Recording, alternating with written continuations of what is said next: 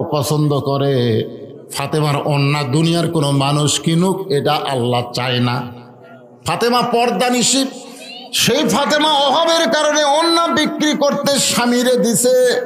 সেই ওন্না দুনিয়ার কোনো মানুষ কিনুক, এটা আল্লাহ পছন্দ করে না। বিধায় আল্লাহ রহমতের ফেরেশতাকে মানুষ বানায়া তোমার কাছে খরিদ্দার করে পাঠায়া দিছে।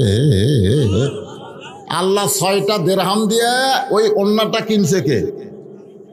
ফেরেশতা না, মূলত আল্লাহ কিনেছে ফেরেশতার মাধ্যমে। ওন্নাটা বর্তমানে যত্ন করে জান্নাতের মধ্যে আল্লাহ রাইখা দিয়েছে। আলী রে, যেই খরিদ্দার, যেই ফকির তোমার কাছে ভিক্ষা চাইলো, সেই ফকিরকে তুমি চিনো? আলী বলতে তো হুজুর আমি কেমনে চিনবো?